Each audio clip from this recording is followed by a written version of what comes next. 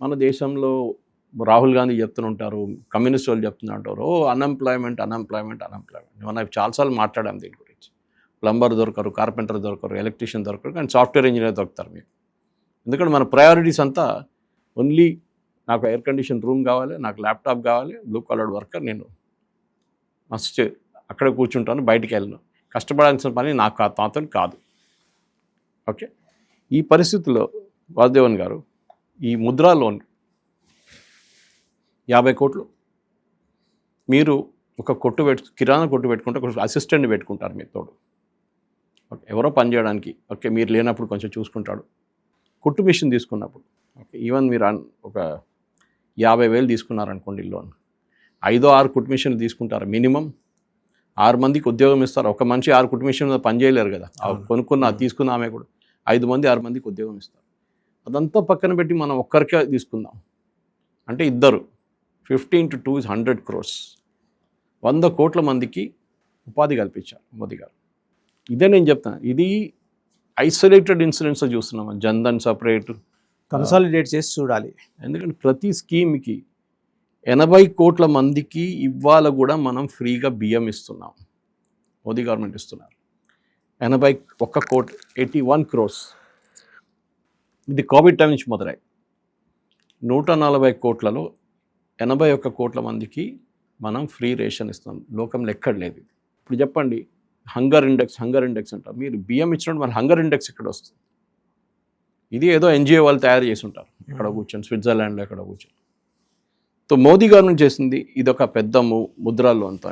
So దాంతోనే మీకు తెలిసిపోతుంది ఆల్మోస్ట్ 100 కోట్ల మందికి, వర్స్ట్ కేస్ సినారియో 80 కోట్ల మందికి ఏదో అని ఒక ఉపాధి కల్పించారు. కానీ మన వాళ్ళు రాహుల్ గాంధీ అంటాడు, అది ఉద్యోగం కాదు, గవర్నమెంట్ ఉద్యోగం ఉంటేనే ఉద్యోగం అవుతుంది. పకోడాలు తయారు చేస్తున్నాడు, పానీపూరి అమ్ముతున్నాడు, వాడు ఉద్యోగం కాదు. అరే బాబా, ఆయన మీకన్నా మాకన్నా సంపాదిస్తాడు. ఓకే, వాళ్ళ క్యూఆర్ కోడ్ పేమెంట్ చూస్తే తెలిసిపోతుంది ఎంత వస్తే వాళ్ళకని చెప్పి. ఇది మల్టీ డైమెన్షనల్ పావర్టీ అని చెప్పి వరల్డ్ బ్యాంక్ ఒక ఇండెక్స్ మనం చేయలేదు, వాళ్ళు చేస్తారు డేటా కలెక్షన్ అంతా. చాలా పారామీటర్స్ ఉంది వాళ్ళకి. రీసెర్చ్ చేసి అనలైజ్ చేసి వాళ్ళు చెప్పారు 25 కోట్ల మందిని పావర్టీ నుంచి పైకి తీసుకొచ్చారు మోదీ గవర్నమెంట్. అప్పుడు మళ్ళీ అడుగుతారు, ఏంటి మళ్ళీ పేదోళ్ళు ఉన్నారు కదా, ఇంకా ఊరికి ఉంటారు. మీరు పరిపాలించారు కదా 60 సంవత్సరాలు, 75లో మీరేం చేయలేదు. మీరు socialist model, Soviet model 5-year plan నడిపించారు, ఏం జరగలేదు. తో 25 కోట్ల మందిని మల్టీ డైమెన్షనల్ పావర్టీ నుంచి పైకి తీసుకొచ్చారు మీరు. టాయిలెట్ మనం 12 కోట్ల టాయిలెట్ గురించి మాట్లాడాం, 57 కోట్ల ముద్రా లోన్ గురించి మాట్లాడాం.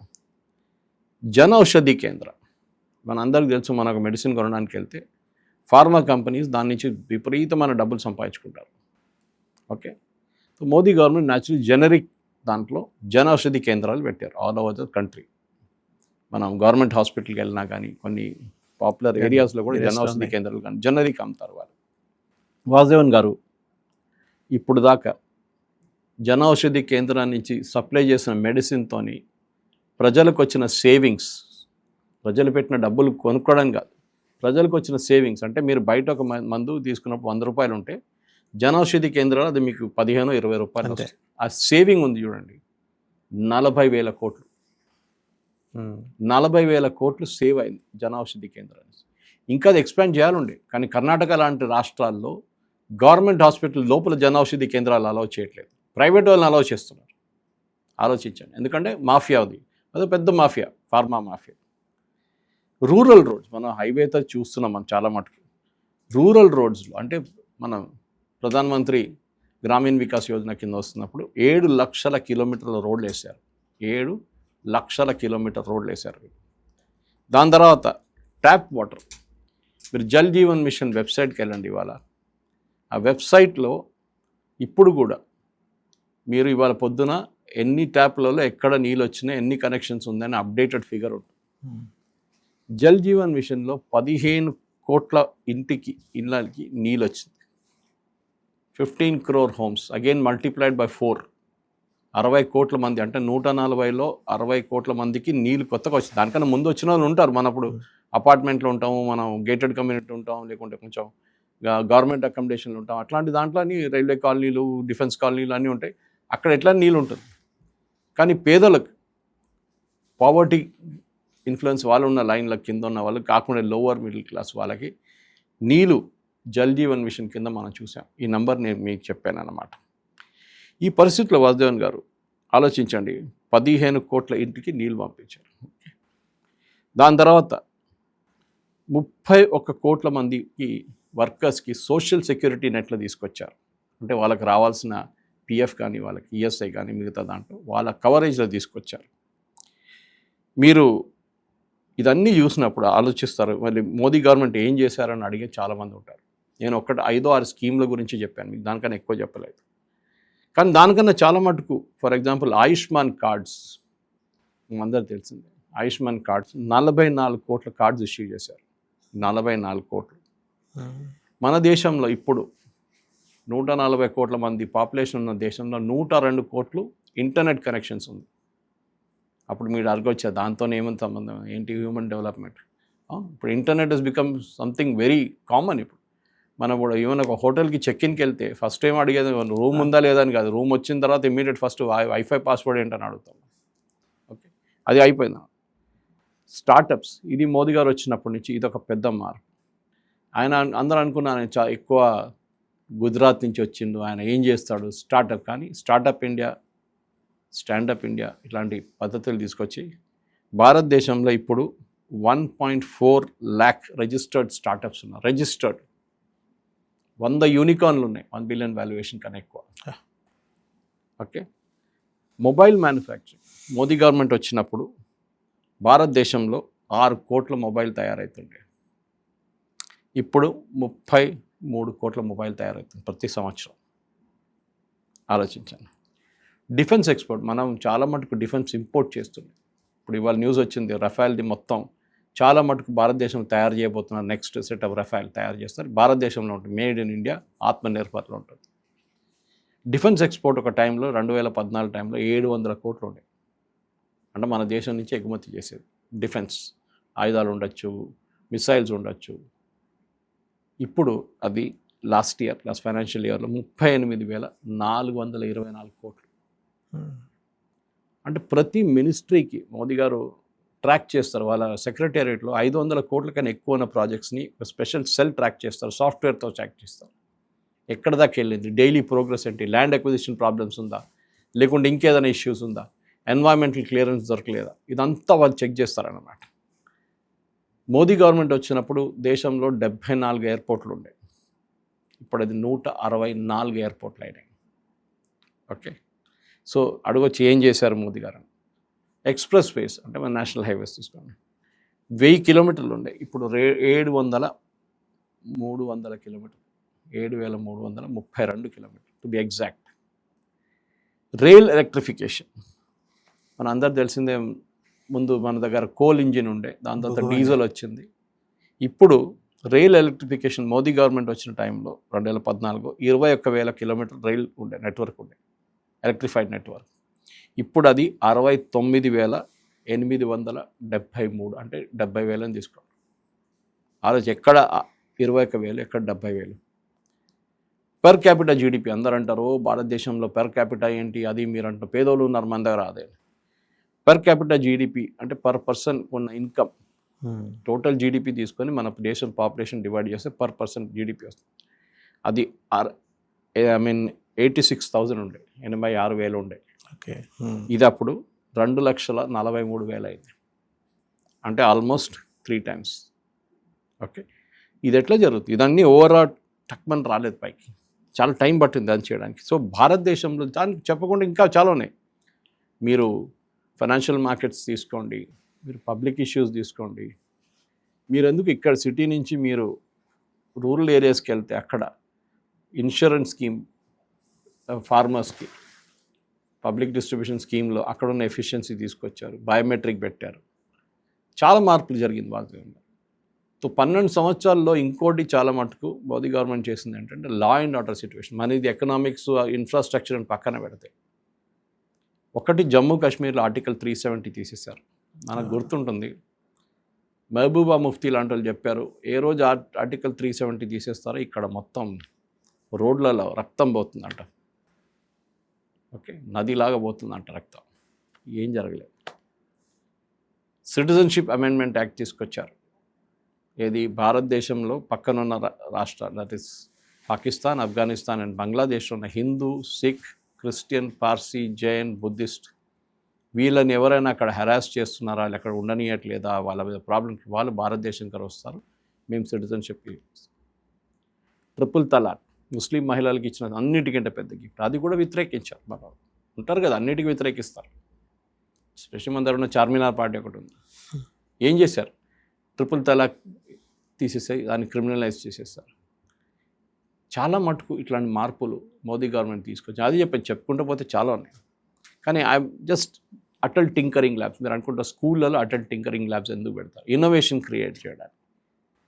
ఇప్పుడు దాన్ని నెక్స్ట్ లెవెల్కి తీసుకెళ్తున్నారు 12వ క్లాస్ దాకా. సో దట్ స్టూడెంట్స్ వాళ్ళు ఇండస్ట్రీ రెడీ ఉంటారు, వెళ్ళేదాకా ఇంజనీరింగ్ వెళ్ళేదాకా వాళ్ళు ఇండస్ట్రీ రెడీ అయిపోతే వాళ్ళ మైండ్ సెట్ మారిపోతుంది చాలా మటుకు. సో మీరు మోదీ గవర్నమెంట్ ఏం చేశారు అంటే మనం చూసాం. ఒకటి నేషనల్ హైవేస్ చూస్తున్నాం, డెవలప్మెంట్ పోర్ట్స్ చూస్తున్నాం, ఎయిర్పోర్ట్స్ చూస్తున్నాం, నేవీ. ఇవాళ నిన్న చదివాను నేను, ప్రతి నెల 4 షిప్పులు రిలీజ్ చేస్తున్నారు నేవీ కోసం ప్రతి నెల. ఆలోచించండి. ఎయిర్క్రాఫ్ట్ క్యారియర్ ముందన్నీ మన రష్యా దగ్గర నుంచి, బ్రిటన్ దగ్గర నుంచి తెచ్చుకొని దాని పేరు మార్చుకున్నాం. ఇప్పుడు కొచ్చిన్ షిప్ యార్డ్లో INS విక్రాంత్ తయారైంది. 3 సంవత్సరాల ముందు రిలీజ్ చేశారు. ఇప్పుడు it's already in the scene. National security చాలా ఇంపార్టెంట్. నక్సలిజం ఇన్ని సంవత్సరాల నుంచి, నక్సలిజాన్ని ఏం చేయలేని గవర్నమెంట్ కాంగ్రెస్ అయితే చేయలేపేశారు. ఓకే, చిదంబరం గారు కానీ, శివరాజ్ పాటిల్ కానీ వీరందరూ అన్నారు ఏం చేయలేము, ఇది it will be a permanent feature in our this. ఎప్పుడు దాకా ఇన్ఈక్వాలిటీ ఉంటుందో. ఇన్ఈక్వాలిటీ ఎందుకు వచ్చింది? సుక్మా, బస్తర్ లాంటి ప్లేస్లో బస్సులు చూడలేదు అక్కడ ఉన్న ప్రజలు, ఒక టీవీ చూడలేదు వాళ్ళు, ఒక మొబైల్ ఫోన్ ఏంటో చూడలేదు వాళ్ళు, డెవలప్మెంట్ తీసుకెళ్ళలేదు మీరు అక్కడికి. సో న్యాచురల్ దాన్ని నక్సలైట్స్ ఎక్స్ప్లాయిట్ చేసుకున్నారు. ఇప్పుడు 268 నక్సలైట్ ఎఫెక్ట్ డిస్ట్రిక్ట్స్ నుంచి ఇప్పుడు 2 అయిపోయినాయి. అది కూడా అయిపోతుంది కంప్లీట్. అమిత్ షా గారు చెప్పారు మేము ఫినిష్ చేసేస్తాం. ఇప్పుడు అదే కాన్సెప్ట్ అయినా నార్త్ ఈస్ట్ తీసుకెళ్తున్నారు.